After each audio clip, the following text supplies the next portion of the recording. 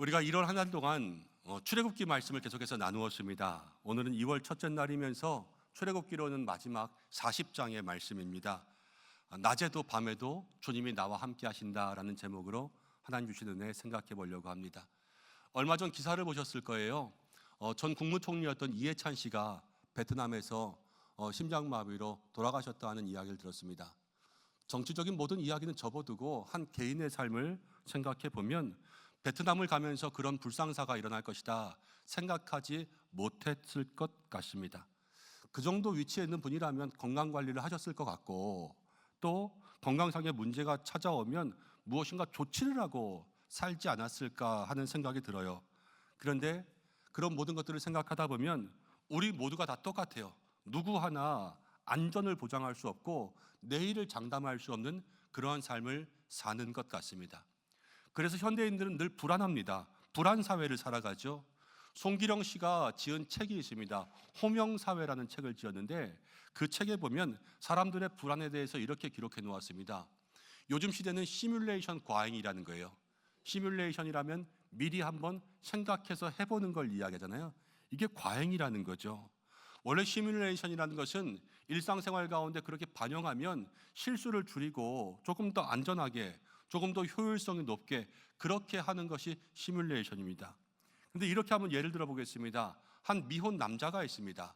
그런데 이 남자가 결혼을 해서 가정을 꾸리고 아이를 낳는 겁니다. 자기의 마음속에 계획하는 거예요. 시뮬레이션 하는 거예요. 결혼식은 어디서 하고 또 어디에 집을 얻고 이런 모든 것들을 구상하다가 이제 아이를 낳아야 되잖아요. 아이를 낳습니다. 요즘에 이런 말이 있더라고요. 아이를 낳아서 18살까지 아이를 키우는데 드는 돈이요 3억 3천만 원에서 3억 6천만 원 정도가 든대요. 시뮬레이션을 아무리 돌리는 거예요. 어떻게 할까? 어떻게 계획을 세울까? 그러면서 잘 준비해서 아이를 낳으면 좋겠지만 요즘에는 대부분 반대예요. 오히려 아이 낳는 것을 포기해 버립니다. 이게 요즘 사회의 문제지요. 여러분, 그런데 한번 생각해 보십시오. 여러분들은 지금까지 어떤 계획을 가지고 아이를 낳아서 키우면서 사셨습니까? 우리들을 생각해 보면 무식하면 용감하잖아요. 여러분, 3억 3천 마련해 놓고 아이 낳은 사람 있습니까? 그냥 낳아서 키우다 보면 아이가 자라는 거고, 때로는 지 스스로 자라기도 하고, 때로는 학교에서 장학금을 받기도 하고, 누군가 용돈을 주기도 하고, 그래서 아이들이 자라나는 거 아니겠습니까? 여러분, 인생이라는 것은 계산대로만 되지는 않죠. 늘 불확실하다는 거예요. 그렇지만 불확실하다고 해서 못 가는 건 또 아니라는 거예요. 다 갈 수 있죠. 그렇지만 요즘에는요, 다 겁을 먹고 살아갑니다. 왜 그럴까 곰곰이 생각해 봤어요. 시대가 달라지고 있습니다. 여러분, 옛날에는요, 만화만 봐도 달랐어요. 저희들 아는 만화 이야기 할까요? 무슨 만화 있었냐면요, 엄마 찾아 산만리, 은하철도 999. 이거 아시는 분들은 옛날 분들이에요. 근데 그 만화의 내용이래요. 엄마가 어디 있는지도 몰라요. 그런데 무조건 가요. 무작정 가가지고요, 여기 엄마 있나, 거기서 문제 생기면 해결하고 저기서 문제 생기면 해결하고. 이게 만화예요. 은하철도 999요, 어디 무슨 별에 갑니다. 매일 기차 타고 가면서 내리면 문제 생기고 다음에 어디 가는지도 모르고 어떤 문제가 생기는지도 모르는데 그냥 꼬마아이가 그렇게 가서 그렇게 살고 그렇게 문제를 해결하는 게 만화의 주제였어요. 근데 요즘 만화는 달라요. 요즘에는 아이들 뭐 로버트 만화가 있고 포켓몬스타 아니면 뭐 터닝 메카드 이런 만화의 모든 것들을 보잖아요. 그러면은 주제가 뭔지 아세요? 모아야 이겨요. 로봇을 많이 모아야 이기는 거예요. 몬스터를 많이 잡아야 이기는 거예요. 그러니까 아이들이요, 다 세상 원리랑 똑같이 살아요. 뭐든지 많이 가져야 돼요. 그래야지 있는 거예요. 없으면 흙수저라 그러고 있으면 금수저라 그러고, 내게 무엇인가 많이 주면 좋아하고 안 주면 자기 힘으로 가지려는 게 없어요. 그러니까 세상 사람들 살아가면서 그렇게 자라다 보니까 사회에 겁을 내는 겁니다. 여러분, 우리의 인생을 생각해 보세요. 뭐 날마다 주어졌다고 해서 여기까지 살아왔습니까? 안전하다고 해서 여기까지 살아왔어요? 그런 거 아니잖아요. 우리가 없어서 더 의지하고 불안하니까 더 기도하고 그래서 여기까지 살아온 거 아니겠어요? 그게 신앙의 힘이라는 거예요. 불안 사회를 살지만 하루하루 불안해도 하나님 의지하고 살아가는 것이고, 흔들리는 삶을 살아도 흔들리지 않는 하나님 붙들고 살아가는 것, 이게 신앙의 삶 아니겠습니까? 여러분, 다윗은 시편 30편에서 이런 고백합니다. 6절 7절 말씀인데요. 내가 형통할 때 말하기를 영원히 흔들리지 아니하다. 형통이라는 것은 하나님과 함께 있는 거 아니에요. 하나님과 함께 있으면 흔들리지 않는 거예요. 근데 7절에 이렇게 이야기합니다. 여호와여, 주의 은혜로 나를 산같이 세우셨는데 주의 얼굴을 가리심에 내가 근심하나이다. 그럼 천하의 다윗입니다. 다윗 같은 왕이 없어요. 그런데 하나님이 얼굴을 가리니까 근심이 시작되는 거예요. 주님이 함께 있으면 안심이요, 주님이 함께 하지 않으면 근심인 거예요. 여러분, 오늘 이스라엘 백성들의 삶이 그렇습니다. 출애굽기의 마지막 역사, 광야의 인생을 걸어가는 거예요. 광야, 이정표가 없어요. 날마다 불안하잖아요, 그렇죠?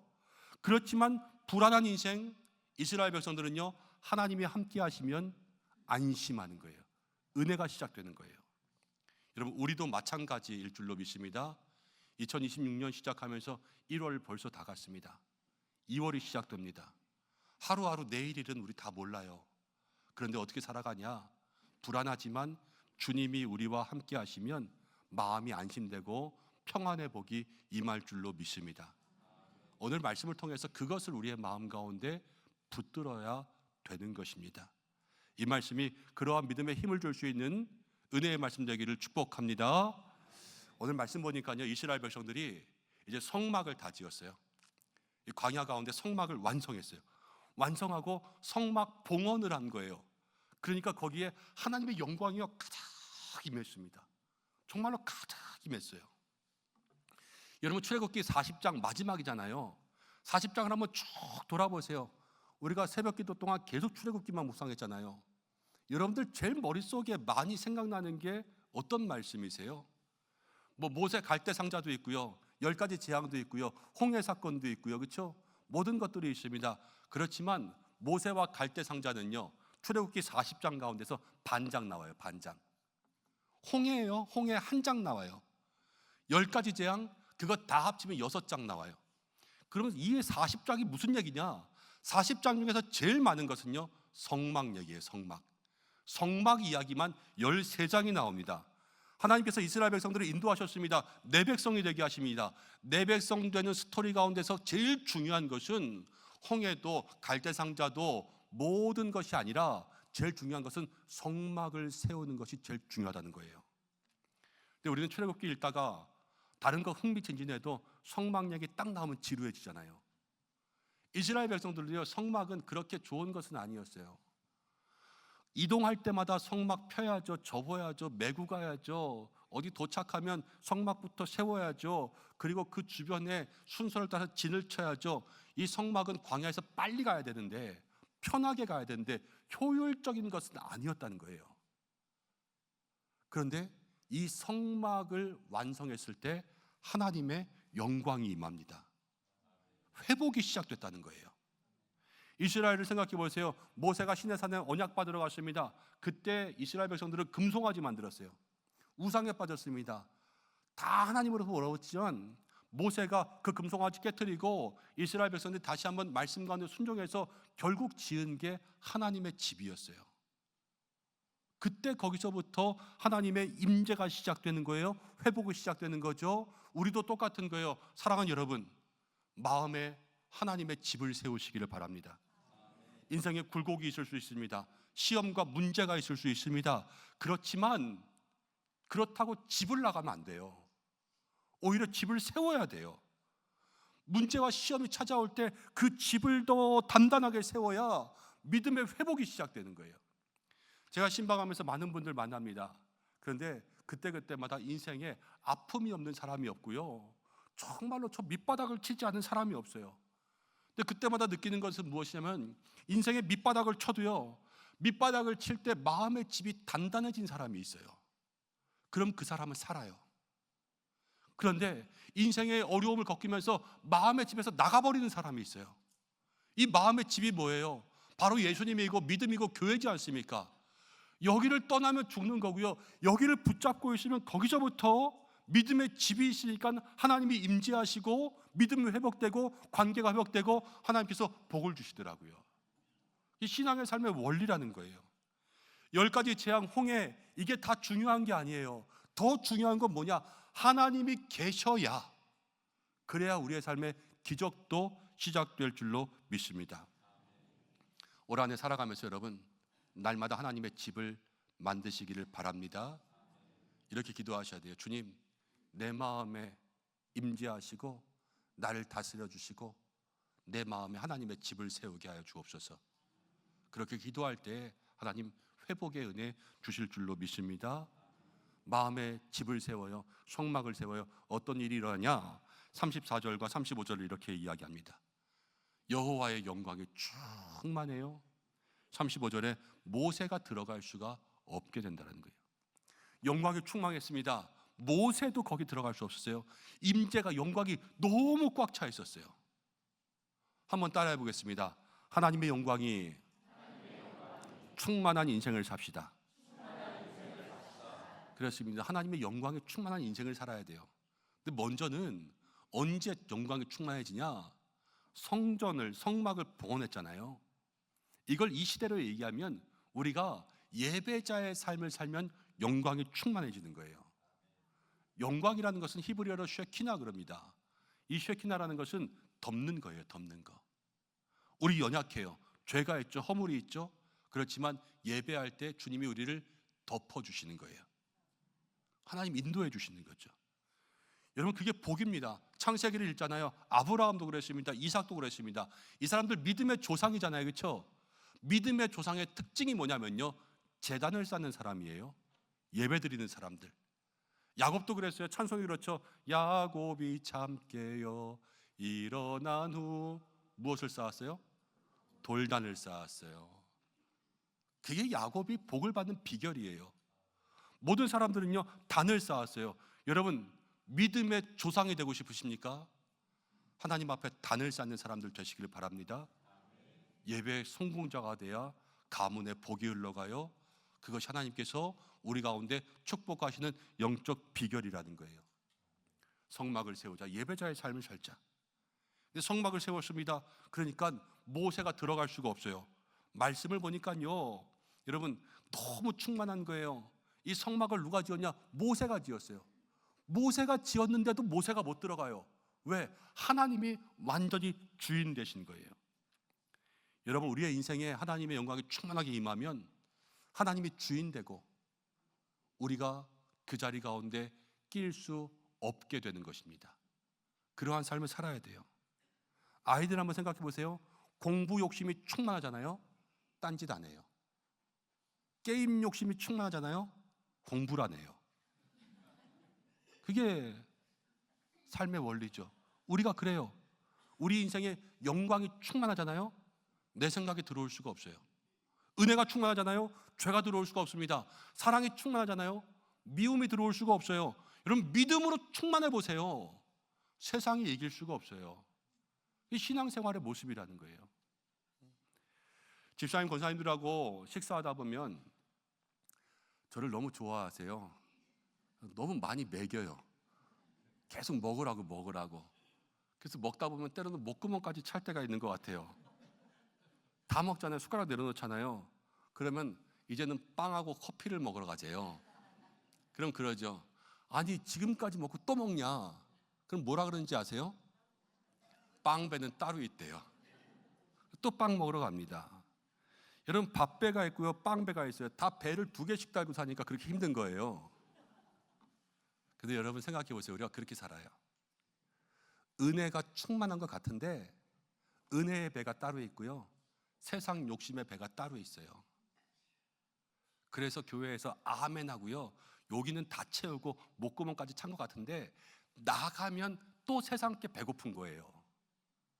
그렇게 살아가니까 배 2개 가지고 살아가니까 얼마나 힘들겠어요. 믿음도요, 세상 배, 믿음 배 가지고 살아가니까 그게 힘든 거예요. 그게 넘어지고 그게 쓰러지는 거예요. 아무리 아멘 하면 뭐예요? 나가면 배고픈데 그거 가지고 살 수가 없는데. 그렇지만 오늘 말씀하는 것은 무엇입니까? 영적 충만이라는 것은요, 다른 게 끼어들 틈이 없는 거예요. 우리의 믿음배, 세상배가 아니라 이곳에 온전히 하나님의 영광만 가득 차서, 은혜만 가득 차서 다른 것을 보고도 거기에 욕심과 마음이 생기지 않는 것, 그 삶이 신앙생활의 영적 충만의 삶이라는 겁니다. 그러한 사람들 되시기를 축복합니다. 말씀 가운데 보니까 이렇게 나와요. 요한계시록 21장입니다. 3절과 4절인데요. 내가 들으니 보좌에서 큰 음성이 납니다. 하나님의 장막이 사람과 함께 있어요. 3절 말씀은요, 하나님이 함께 하신다는 거예요. 그럼 4절에 이렇게 이야기합니다. 모든 눈물을 그 눈에서 닦아주시고 다시는 사망이 없고 애통이 없고 곡하는 것이나 아픈 것이 없다. 하나님이 함께 계십니다. 그러면요, 사망이 들어올 자리가 없어요. 하나님이 충만하잖아요. 아픈 게 들어올 자리가 없어요. 하나님이 충만하면요, 우리를 괴롭게 할 게 들어올 자리가 없어요. 이게 충만이라는 거예요. 사랑하는 여러분, 올 한해 충만한 삶을 사시기를 축복합니다. 믿음의 배, 세상 배 따로 있다면요, 이거 빨리 합치세요. 합치시고 온전히 주님만으로 충분합니다. 만족합니다. 이렇게 살아야 하늘의 위로가 임하는 거예요. 올 한해 우리가 그것을 향하여서 믿음으로 달려갈 수 있는 온전한 영적 충만을 경험하는 성도들 되시기를 바랍니다. 36절과 37절 보니까 이렇게 나와요. 이제 하나님이 인도하시는 거예요. 36절, 구름이 성막 위에 떠오를 때는 이스라엘 자손이 그 모든 행진하는 길에서 앞으로 나아갔다. 그리고 구름이 떠오르지 않을 때에는 떠오르는 날까지 나아가지 아니하였다. 구름은 영광이잖아요. 하나님의 영광. 하나님의 영광이 이스라엘의 진퇴를 결정합니다. 가고 서는 건 누구에게 달려 있어요? 하나님께 달려 있는 거예요. 여러분, 출애굽기는 사실 변화의 책이에요.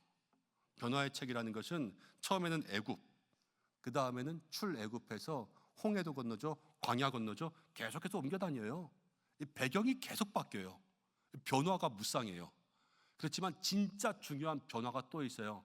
그건 무엇이냐면 처음에는 주인이 애굽이었어요. 그렇지만 나중에는 주인이 하나님으로 바뀌어요. 속 사람의 변화예요. 배경이 아니라. 근데 여러분, 배경의 변화가 중요하겠습니까? 속 사람의 변화가 중요하겠습니까? 속 사람의 변화가 중요하죠. 사람 보세요.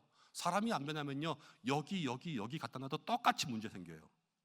그렇지만 사람이 변화되면요, 속 사람이 달라지면 어떤 곳에 있든지 간에 그 문제가 해결되는 거예요.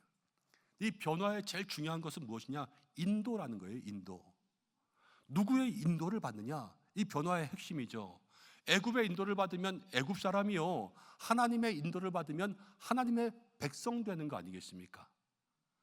여러분, 오늘 여러분은 누구의 인도를 받고 있습니까?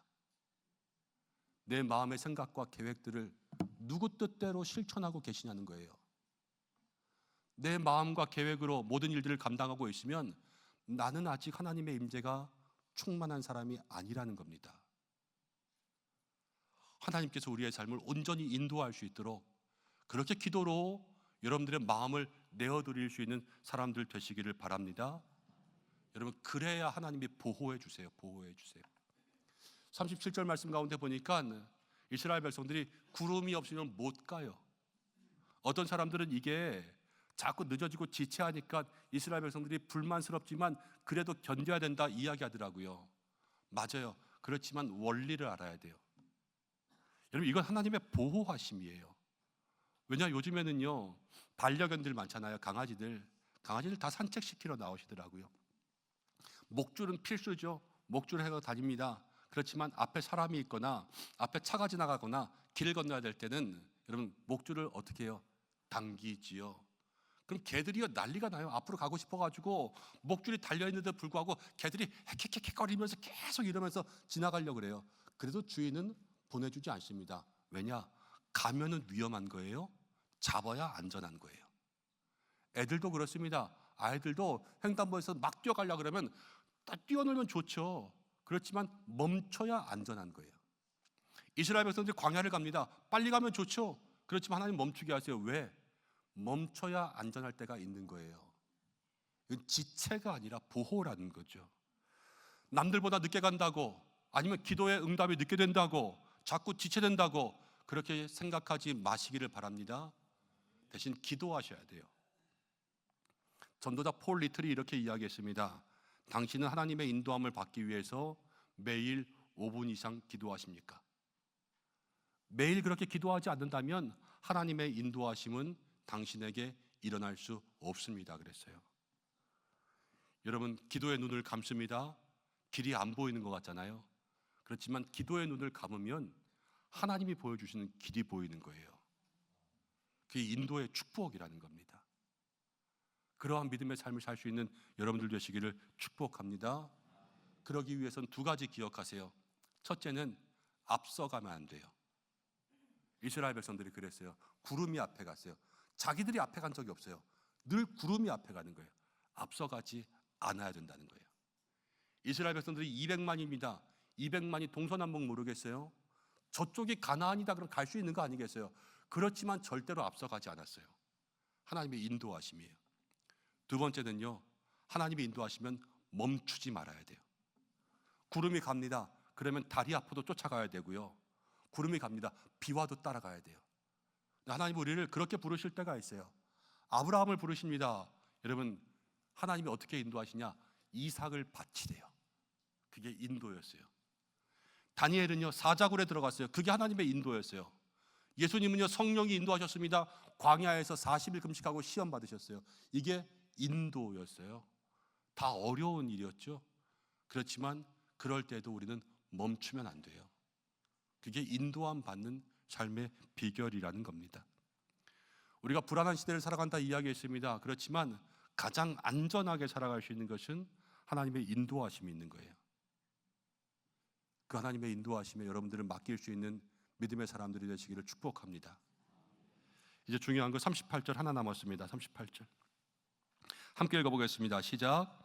낮에는 여호와의 구름이 성막 위에 있고 밤에는 불이 그 구름 가운데 있음을 이스라엘 온 족속이 그 모든 행진하는 길에서 그들이 눈으로 보았더라.